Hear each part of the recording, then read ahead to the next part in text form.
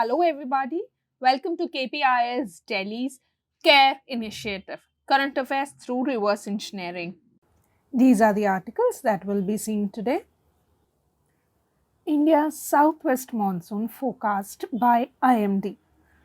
Okay, what did the IMD say about the monsoons? IMD has forecasted above average above average rainfall for India during the southwest monsoon season, that is from June to September. Okay, IMD predicts that the rainfall during this period will be 6% more than the annual average rainfall of 87 centimeters. All right, and you have to understand a phenomenon called El Nino. El Nino means little boy in Spanish. All right. During El Nino, the trade winds weaken and warm water is pushed back east towards the west coast of America. See, east, see, suppose this is the South American landmass. Okay, during El Nino, what happens is warm water is pushed back to the east. East of what? East of the Pacific Ocean and west coast of South America. All right,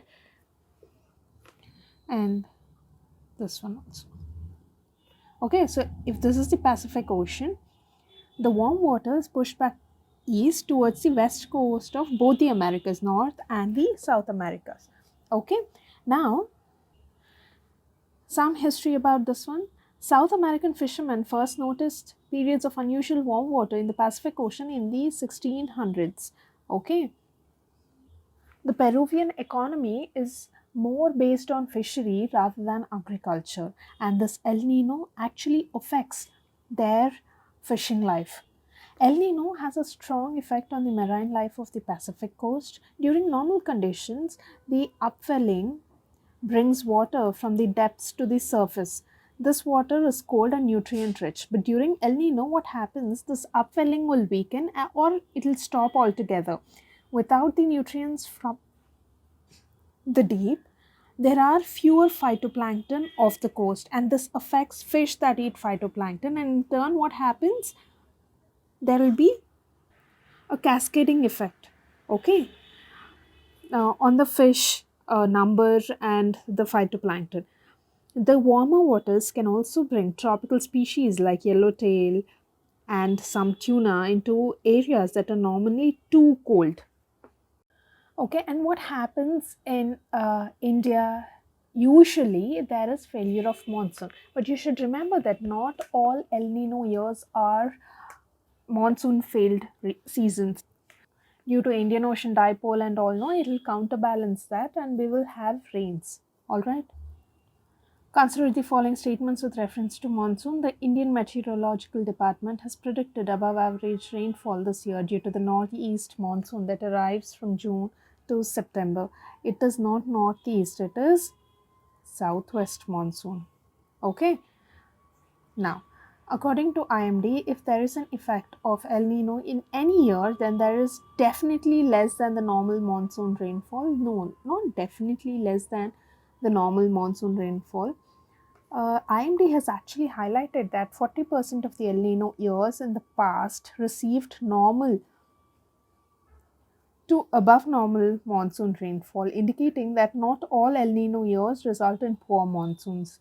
Okay, so this is also wrong. The southwest monsoon season in India occurs in the months of October and November, not in October and November. These months are wrong. Okay, usually it is June to September. Okay, so this is also wrong. Which of the above statements are incorrect? All of them are incorrect, right? D is the answer. Now, with reference to Indian Ocean dipole, sometimes mentioned in the news while forecasting Indian monsoon, which of the following statements are correct? Indian Ocean dipole phenomenon is characterized by a difference in sea surface temperatures between tropical Western Indian Ocean and tropical Eastern Pacific Ocean. See, the definition till this part, it's correct. Between tropical Western Indian Ocean, this is also correct. And tropical Eastern what? Indian Ocean. When you're talking about Indian Ocean dipole, the temperature difference should be between tropical Western Indian Ocean and tropical Eastern Indian Ocean. All right. So this is wrong. Now, an IOD phenomenon can influence an El Nino's impact on monsoon. Definitely, that's what we have seen, right? Or not all El Nino years are drought years. Some years have average and above average rainfall due to the counterbalancing effect of IOD. Therefore, select the correct answer. Only 2 is correct. Siachen, 40 years of Operation Meghdut. Okay, so this is very important. The location of Siachen is important, and what is Operation Meghdut? That is also important. So April 13th, actually April 13th, 2024 commemorates 4 decades since the India preempted Pakistan and seized the Siachen Glacier with the Operation Meghdut. All right. It was launched on April 13th, 1984, and 2024 marks 4 decades. All right. Now, what is the Siachen Glacier? Coming to the etymology of this word, um, Siachen in Balti language means land of roses. Okay. Sia is a kind of Sia is a kind of rose species that grows in the region, and Chen means in abundance. All right, and you should also know that Siachen is known for being the world's highest and coldest battlefield. It sits at a very strategic location. All right. See, after the territory of Jammu and Kashmir was divided into union territories. See, this is Ladakh, this is J&K, right? So here we have Siachen Glacier. All right, here we have Siachen Glacier, north of Ladakh, north of Nubra Valley, and it's part of East Karakoram Range. All right, so these things you have to remember, and this particular region has been a bone of contention between India and Pakistan ever since the Karachi Agreement. Karachi Agreement of 1949. Okay. According to this agreement, the area was left undivided due to hostile terrain and extremely rough weather. All right. So these are some basics. Consider the following statement with reference to Operation Meghdut. Operation Meghdut is code name for Indian Armed Forces operation to capture the Siachen Glacier. This is true, right? We have just seen. It was launched on April 13th in the year 1984. Now, Siachen has been a bone of contention between India and Pakistan ever since the Shimla Agreement of 1972. It is not Shimla Agreement of 1972. Shimla Agreement is related to line of control. Okay. Uh, but this one, the issue about Siachen was a bone of contention from the year 1949. What is the agreement? Karachi Agreement.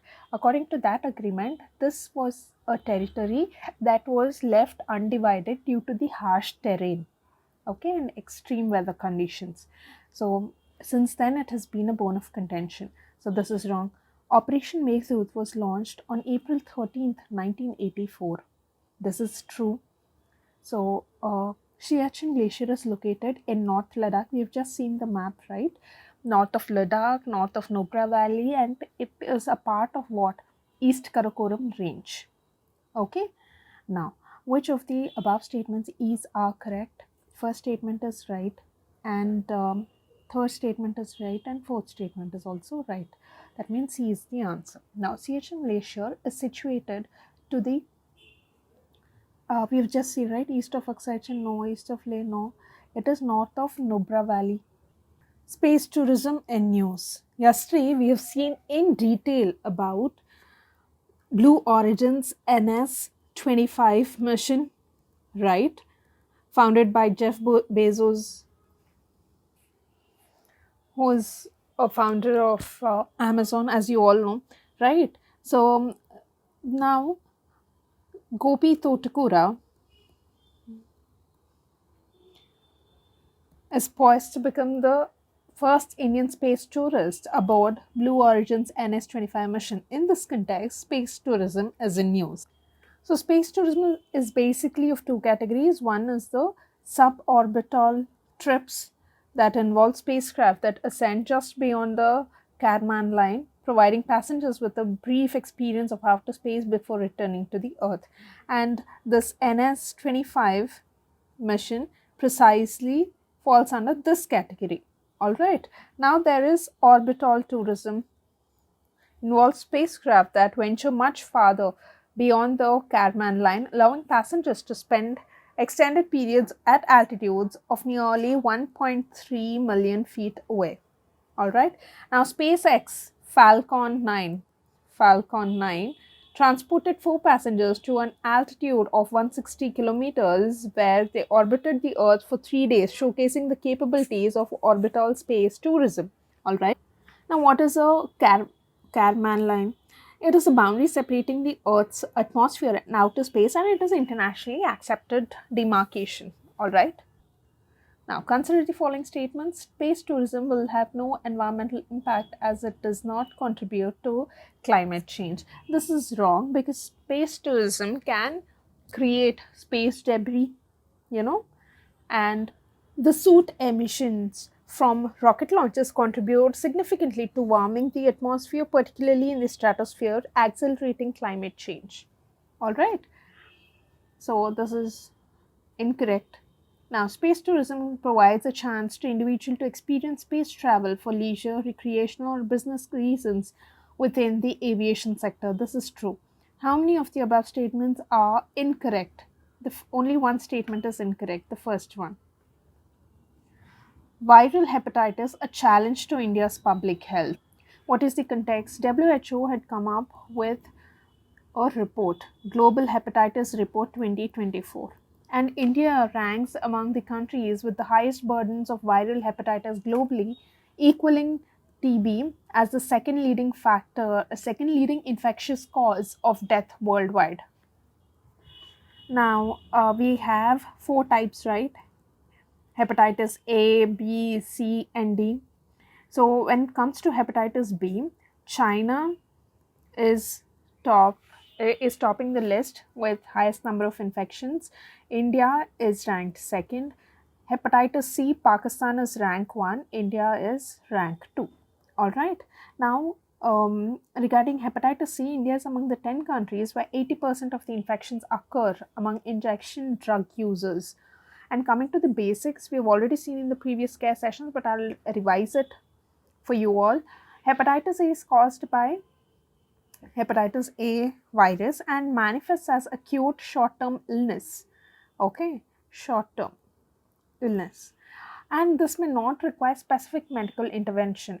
Hepatitis B, on the other hand, has a vaccination and it can be a chronic condition.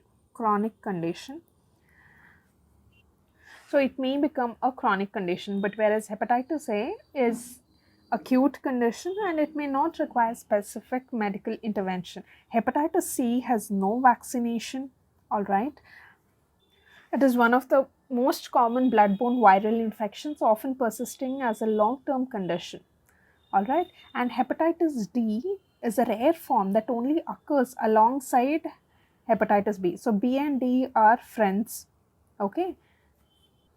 See, pegylated interferon alpha is a listed treatment by WHO, but it can have severe side effects and is not recommended for individuals with cirrhosis. Okay, so you should remember that. And then you have hepatitis E. Okay, it is transmitted through contaminated water and is caused by hepatitis E virus, and it primarily affects regions with poor sanitation. All right. Consider the following statements. Statement 1. Hepatitis is primarily an inflammation of the lungs, often caused by viral infections. It is not inflammation of lungs, it is related to liver. Okay, so first statement is wrong.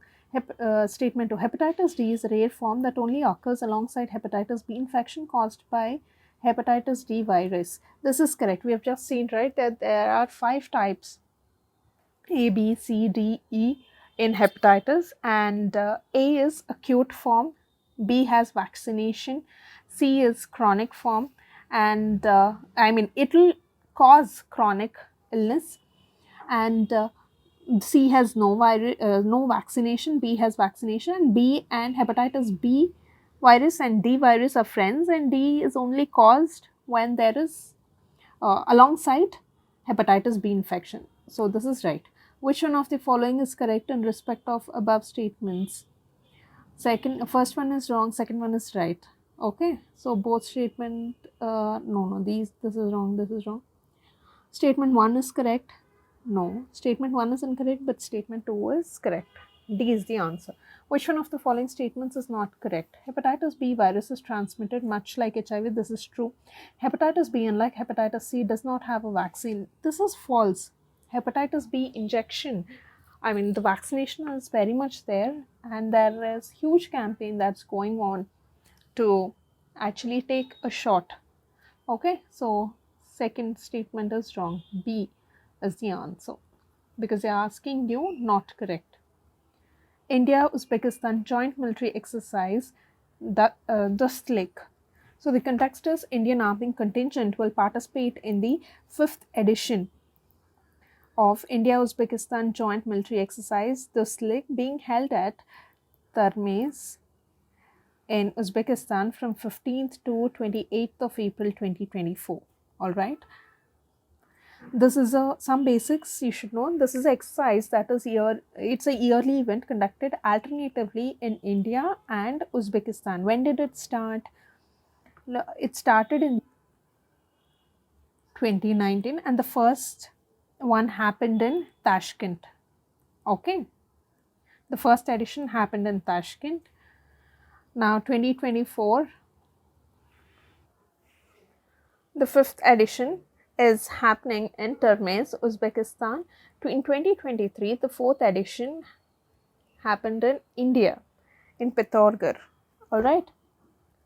Coming to Uzbekistan's geographical location, it is landlocked country located in Central Asia, and it is surrounded by 5 countries, that is Kazakhstan to the north, Kyrgyzstan to the northeast,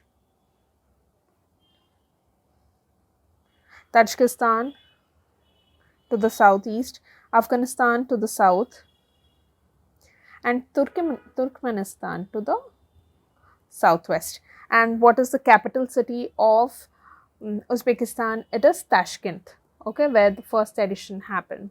All right, so these are important countries that you have to remember. And you should also know that India was one among the first countries to acknowledge the state sovereignty of Uzbekistan after its independence in the year 1991. So from which country or which grouping did it declare independence from? It is from Soviet Union. Okay. 4th edition of the SLIC was held in Pithogarh, India. This is right. That is in the year 2023. The first edition of the SLIC was in 2019. Yes. India recognized state sovereignty of Uzbekistan in 1915. No. After it separated, in 1991, that is dismantling of USSR happened, right? And Uzbekistan declared independence. So in 1991, India was one of the first countries to recognize it as a sovereign state. So it is wrong. How many of the above pairs are correctly matched? 2 pairs are correctly matched. Now, with reference to military exercises, consider the following statements. Consider the following pairs: military exercises and countries involved. Surya Kiran, India and France. No, Surya Kiran is related to India and Nepal. This is wrong. Sampriti, India and Bangladesh. This is right. Shakti, India and now Shakti is in between India and Nepal. No, Shakti is in between India and France. All right. Which of the pairs given above is a correct? 1 is wrong. 2. So B is the answer.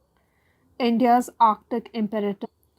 So the article in the Hindu says that the Indian government seems keen to benefit from seabed mining and resource exploitation in the Arctic region, and it ought to unequivocally back a sustainable mode of extraction. And you should know that in December 2023, 4 Indian climate scientists commenced their acclimatization in Oslo, preparing for India's inaugural winter expedition to the Arctic. All right. Now, for prelims, you need to know some basics. First of all, you need to know the 6 pillars of India's Arctic policy. What are the 6 pillars of India's Arctic policy? There's 6 pillars. What are those? Science, and the other one is national capacity building. The third one is governance and international cooperation. Fourth one is transportation and connectivity. Fifth one is economic and human development. Sixth one is climate and environmental practices. All right.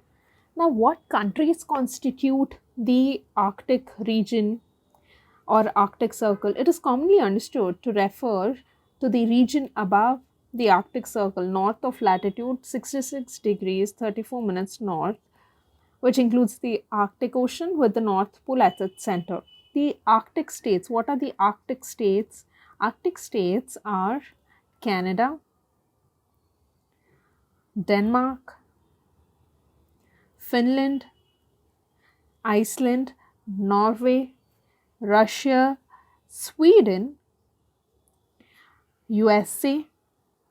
All these countries together form the Arctic Council. Now, what is Arctic Council?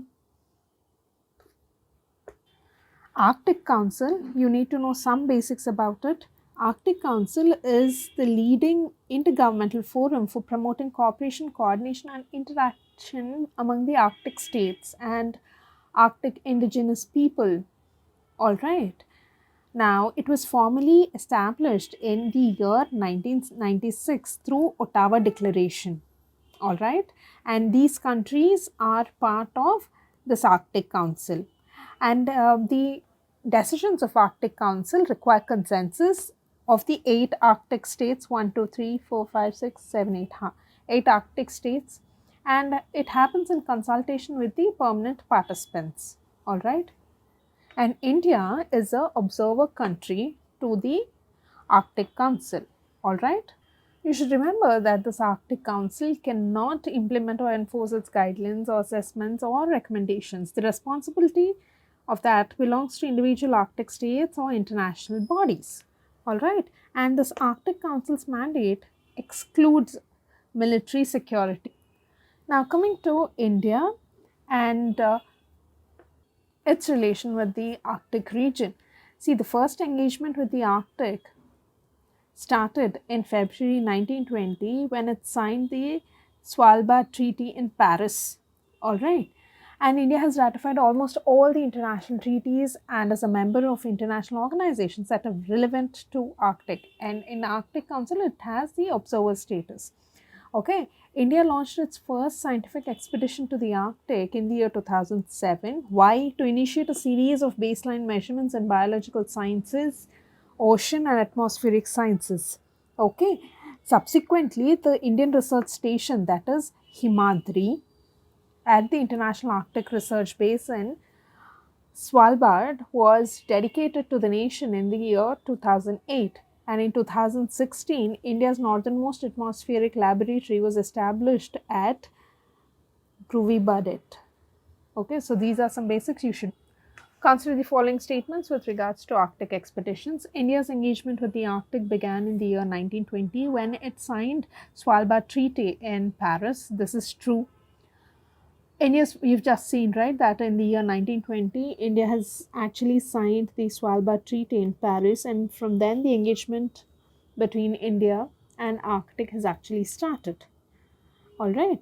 And it launched its first expedition, Arctic expedition, in the year 2007, and Himadri, that is Indian research station in Svalbard, is Himadri, and it was in place in 2007, right? And in 2016, India's northernmost atmospheric laboratory was established at Gruvibudit. Okay, so that is what we have seen. Now, India's first scientific expedition to the Arctic was launched in the year 2007. India's first scientific expedition to the Arctic was launched in the year 2007. This is true. Which of the above statements is are correct? Both of them are right. C is the answer. Now, the term INDARC, sometimes seen in news, is the name of. So, INDARC is actually India's underwater observatory to scientifically study the Arctic region. Okay, it is India's first underwater observatory at Kongs Jordan Shore, halfway between Norway and North Pole. Okay, it is located at a depth of 192 meters. Okay, so an indigenously developed radar system inducted into Indian defense. This is wrong. India's satellite to provide no. This is C and D. Okay, establishment set up by India in Antarctic region. No, it is not Antarctic. It is related to Arctic region. So India's underwater observatory to scientifically study the Arctic region. This is right. So you should remember that it is located in Kongs Jordan Fjord, but the spelling is FJORD. Okay, and it is halfway between Norway and the North Pole. This is it for today. All the best.